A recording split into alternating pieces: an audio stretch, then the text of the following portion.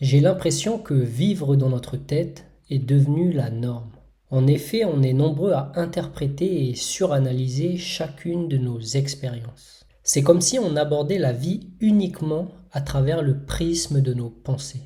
En fait, sans le vouloir, je crois qu'on a fait du mental le centre de notre expérience. Le souci, c'est qu'en vivant trop dans notre tête, on finit par développer des croyances limitantes, des peurs ou de l'auto-sabotage, ce qui est source de stress, d'angoisse et souvent d'une perte de confiance en soi.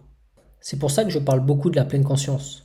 Je crois qu'on devrait revenir à l'être, c'est-à-dire apprendre à se recentrer dans le corps et dans nos ressentis, ce qui permet de prendre du recul par rapport au mental et de sortir des schémas limitants de la pensée compulsive. Ainsi, on peut retrouver petit à petit la confiance en soi et la sérénité essentielles pour bien vivre et aborder nos journées en étant plus zen. Toutefois, vivre dans le mental est devenu une habitude si profondément ancrée que s'en libérer est loin d'être simple. C'est tout un travail de rééducation. J'aime bien utiliser le terme rééducation car ça évoque un retour à un fonctionnement normal. Et je suis convaincu que notre état par défaut, c'est d'être dans la pleine conscience. Il s'agit donc de réapprendre à s'établir dans l'être et à utiliser le mental uniquement pour son côté pratique. Bien sûr, ce travail de rééducation nécessite un engagement profond, mais surtout de la persévérance. Car même quand on arrive à se plonger dans le silence, il suffit parfois d'un rien pour se perdre à nouveau dans les pensées. Surtout que durant la journée, on sollicite beaucoup le mental, donc c'est parfois d'autant plus difficile de garder une certaine distance vis-à-vis de lui. C'est pourquoi instaurer des routines de recentrage est essentiel. Et pour cela, faire des pauses régulières permet de soutenir ce travail de rééducation. Alors, la magie des pauses. Beaucoup de recherches ont montré que la concentration du cerveau diminue après 20 à 30 minutes d'effort mental, même chez les individus entraînés. Pourtant, beaucoup de gens pensent que faire des pauses fait perdre du temps et qu'ils sont plus productifs en travaillant sans aucune interruption. Mais c'est tout le contraire. Après 20 à 30 minutes d'effort mental, nos performances cognitives diminuent, l'attention décroche et les risques d'erreur ou de distraction augmentent. Et plus la journée avance, plus on accumule de la fatigue mentale, ce qui affecte notre bien-être et réduit d'autant plus nos performances au travail. C'est pour ça qu'il est vraiment recommandé de travailler par période de 25 minutes, suivie de pauses d'environ 5 minutes. Cela a plusieurs avantages. Déjà, ça permet de relâcher le mental pour qu'il puisse récupérer. Et ça nous aide aussi à garder de la clarté et de l'énergie mentale tout au long de la journée. Ainsi, au moment de l'effort, notre attention est plus aiguisée. C'est prouvé, les pauses régulières nous rendent plus efficaces.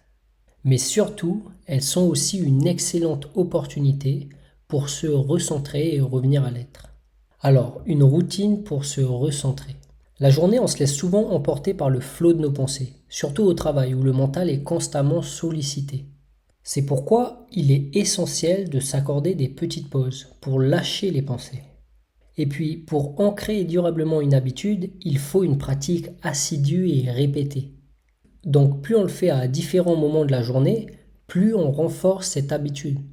Et j'ai aussi remarqué qu'une fois que le mental est agité, il faut beaucoup de persévérance pour le ramener au silence. Mais ça vaut dans les deux sens. Quand il est calme, il est aussi plus facile de le maintenir dans cet état. Donc, s'accorder des petits moments de non-pensée permet d'entretenir plus facilement cet état de silence intérieur. Et comme l'a dit Thich Nhat Hanh, même une minute de silence conscient peut transformer une journée entière. Après, si vous avez du mal à trouver le silence intérieur, pensez à voir ma vidéo sur la méditation. Dans celle-ci, j'explique en détail comment y parvenir, donc je mettrai le lien dans la vidéo juste en dessous. Parce qu'au début, prendre du recul vis-à-vis des pensées est vraiment difficile, mais ça en vaut la peine. Personnellement, je sais que les journées où je parviens à m'établir dans le silence sont toujours les meilleures. Ces jours-là, les blocages du mental semblent beaucoup plus lointains. Je les vois, mais ils ne m'affectent pas vraiment. Je me sens donc beaucoup plus en paix et je peux aborder ma journée avec plus de spontanéité. Donc voilà, j'espère que cette vidéo vous a plu et que vous voyez maintenant l'importance de prendre de petites pauses tout au long de la journée. Ça permet de lâcher les pensées pour revenir à l'être, mais surtout d'ancrer durablement cette habitude. Et avec la pratique, vous aurez plus de facilité à maintenir de la distance vis-à-vis des schémas limitants de la pensée compulsive, ce qui permet de vivre avec beaucoup plus de légèreté et de douceur. Et si vous aimez ce que je partage, vous aimerez sans doute mon guide gratuit, le guide de la clarté.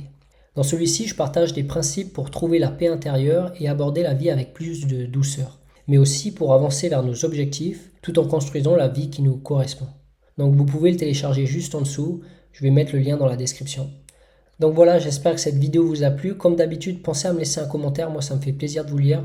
Et mettez-moi un petit pouce vers le haut, ça permet de soutenir ma chaîne YouTube.